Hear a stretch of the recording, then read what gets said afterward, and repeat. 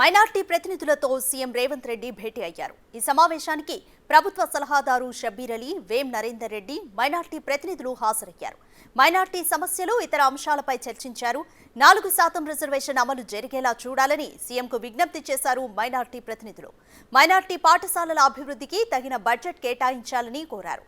రాష్ట్రంలో వక్ఫ్ భూములను కాపాడడంతో పాటు శాంతి భద్రతలకు విఘాతం కలగకుండా చూడాలని విన్నవించారు. మైనార్టీల సమస్యలను పరిష్కరించే పూర్తి బాధ్యత తనదేనని సీఎం రేవంత్ రెడ్డి హామీ ఇచ్చారు. దీంతో మైనార్టీ ప్రతినిధులు హర్షం వ్యక్తం చేశారు.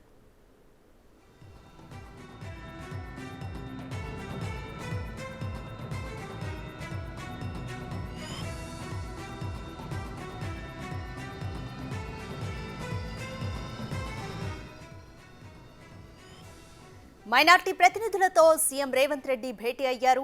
ఈ సమావేశానికి ప్రభుత్వ సలహాదారు షబ్బీర్ అలీ, వేం నరేందర్ రెడ్డి, మైనార్టీ ప్రతినిధులు హాజరయ్యారు.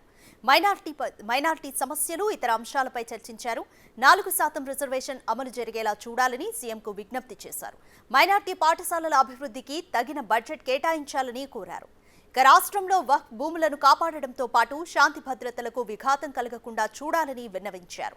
మైనార్టీల సమస్యలను పరిష్కరించే పూర్తి బాధ్యత తనదేనని సీఎం రేవంత్ రెడ్డి హామీ ఇచ్చారు. దీంతో మైనార్టీ ప్రతినిధులు హర్షం వ్యక్తం చేశారు.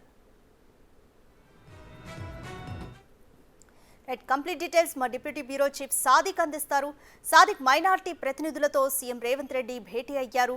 కంప్లీట్ డీటెయిల్స్ ఏంటి?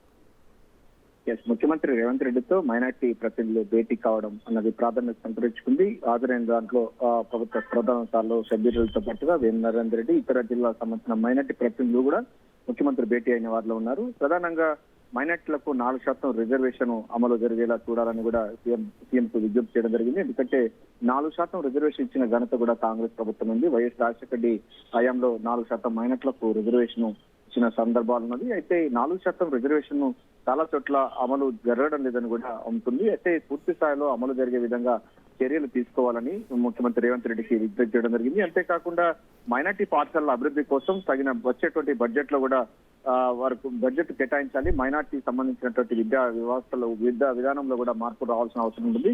సో మైనార్టీ పాఠశాలను ప్రోత్సహించే విధంగా వారికి బడ్జెట్ కేటాయించే విధంగా కూడా కేటాయింపులు జరపాలని కూడా ముఖ్యమంత్రి రేవంత్ రెడ్డికి అయితే మైనార్టీ ప్రతినిధులు విజ్ఞప్తి చేయడం జరిగింది. దీంతో పాటుగా మైనార్టీ సమస్యలు పరిష్కరించే బాధ్యత కూడా తమ ప్రభుత్వానికి ఉంటుందని కూడా స్పష్టం చేశారు ముఖ్యమంత్రి రేవంత్ రెడ్డి. అదేవిధంగా మైనార్టీల పక్ష అంటే లౌకికవాద పక్షాలు, అదేవిధంగా మైనార్టీల పక్షాన కాంగ్రెస్ పార్టీ ఉంటుందన్న విషయాన్ని రేవంత్ రెడ్డి స్పష్టం చేశారు. Right, thank you Sadiq.